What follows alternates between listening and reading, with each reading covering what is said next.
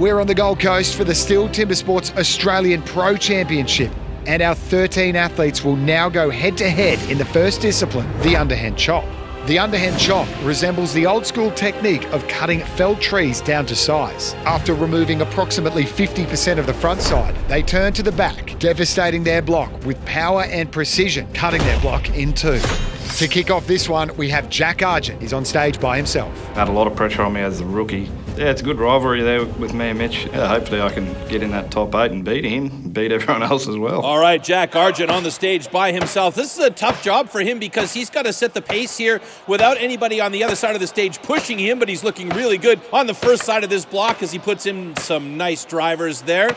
He recently came off a 13th place at the World Trophy in Vienna, Austria, and he is the rookie world champion for 2022, stepping up to the pro level here. Let's see what time he gets as he puts a final couple of drivers and splits the block in 26.13 seconds. That's a personal best for the 24-year-old. I didn't cut too bad. Had a little bit of trouble getting him off, but that's what it is. Jake Dingle versus Blake Marsh. Cut that underhand, no mistakes, put up a good cut first up and try and put a good time on the board. Getting right into the action with Jake Dingle and Blake Marsh, both of them in sync with each other on stage, but it's Jake Dingle switching over to the other side of his block first. Blake Marsh now joins him on the other side, but he's about 4 or 5 strokes behind Jake. It looks like it's going to be an easy run for Jake Dingle at 15.98, a personal best for him, and he just keeps getting better and better.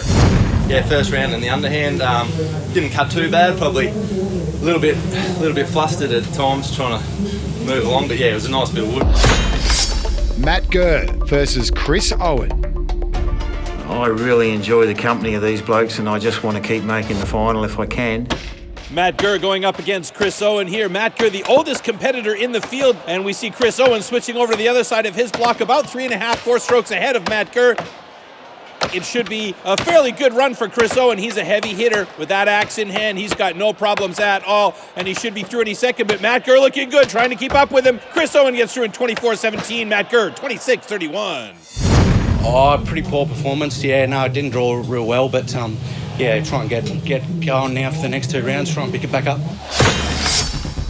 Cody Steers versus Jamie Head. So round one's probably the 2 of my stronger events, the underhand and the standing block. So yeah, I aim to place relatively high in those 2. If you go all out and make a mistake, then that sees you knocking out of the first round. So